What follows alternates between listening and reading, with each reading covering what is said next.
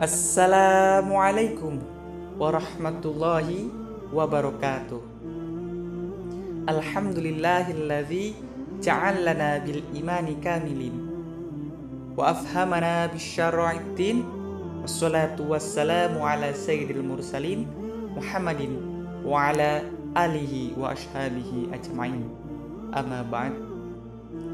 Para pendengar yang dirahmati Allah Subhanahu wa ta'ala, di sore hari ini semoga kita dalam keadaan sehat dan selalu dalam lindungan Allah Subhanahu wa ta'ala.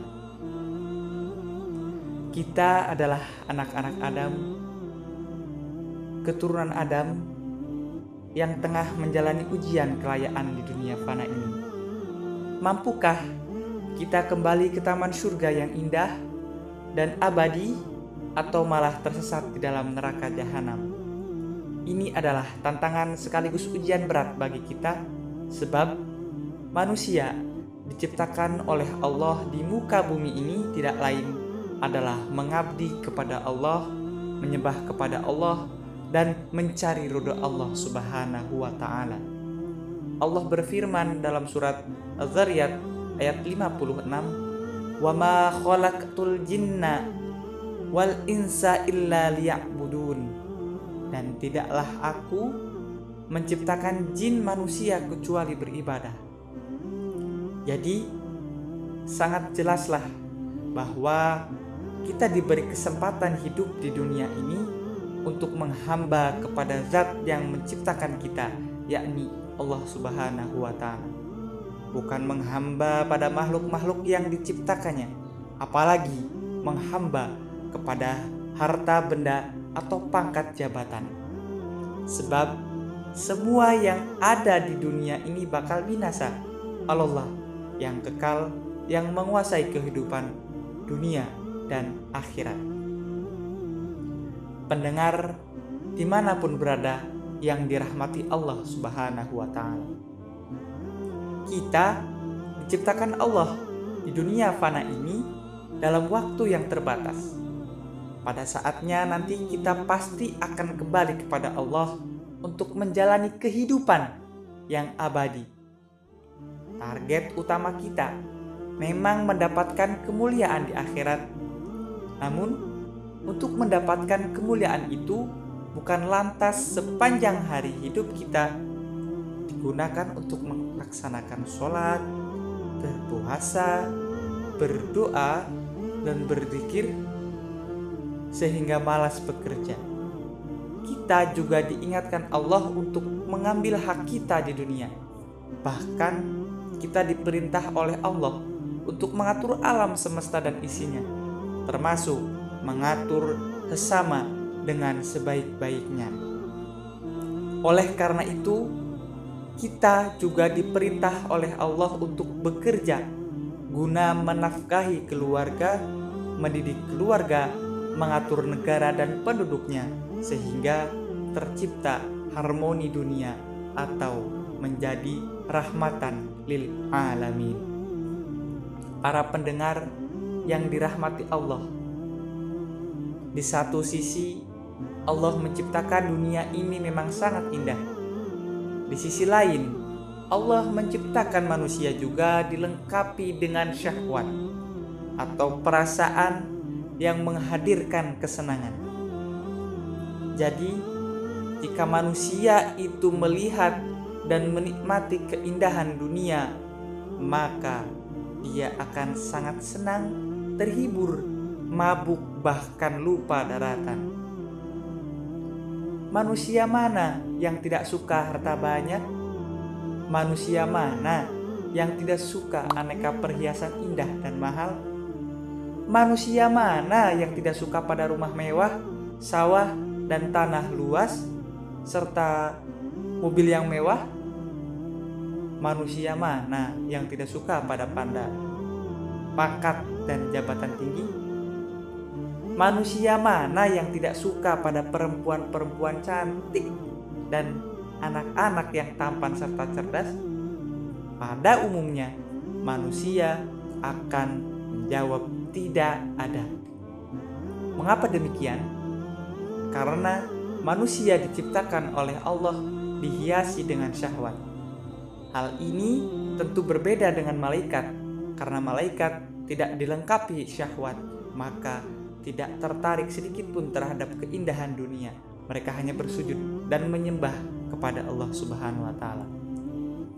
Para pendengar yang dirahmati Allah Subhanahu wa taala, sesuai dengan judul kultum pada sore hari ini, saya setuju dengan pernyataan Gus Baha tentang keren itu ketika kita mendapatkan ridho Allah Subhanahu wa taala.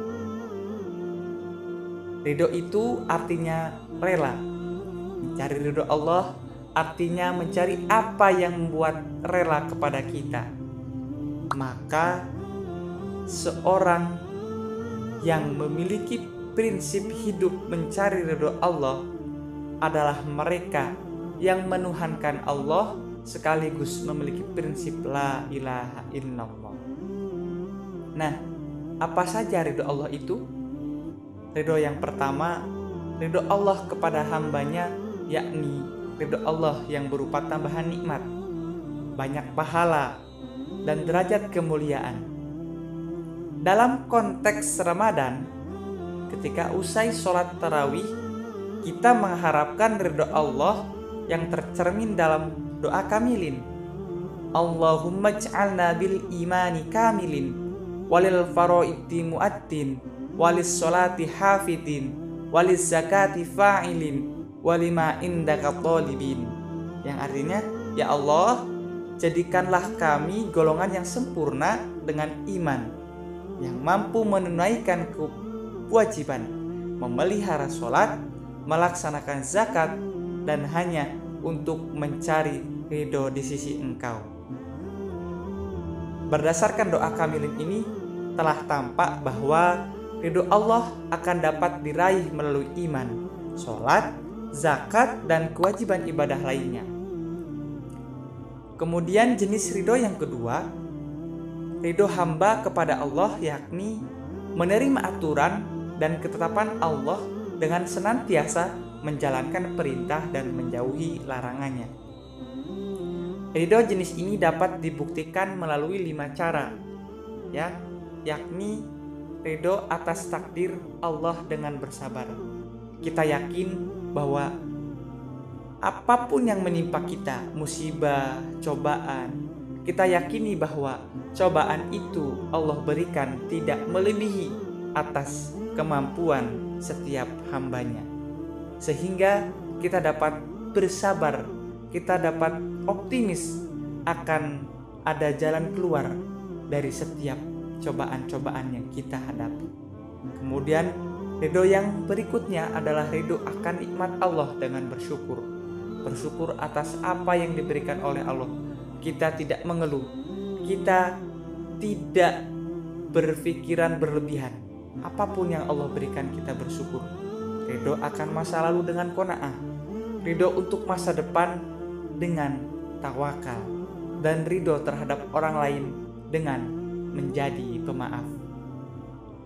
Semoga dengan tujuan menggapai ridho dari Allah Subhanahu wa taala, umat Islam lebih optimis, bisa berlapang dada, dan berdamai dengan setiap keadaan. Dengan ridho seorang muslim akan terhindar dari dengki, tamak, rakus atas kehidupan duniawi. Ridho dalam kesulitan akan mendatangkan kemudahan, dan dengan ridho cinta sesama akan terwujud, dan pasti akan lebih dekat kepada Allah Subhanahu wa taala. Selain itu, dengan ridho Allah diharapkan akan menjadi kita sebagai pribadi yang tenang dan bahagia, yang pada akhirnya akan menghantarkan kita kepada surga Allah Subhanahu wa taala. Amin, amin, amin ya rabbal alamin. Allahul muwafiq ila aqwamit thoriq. Wassalamu alaikum warahmatullahi wabarakatuh.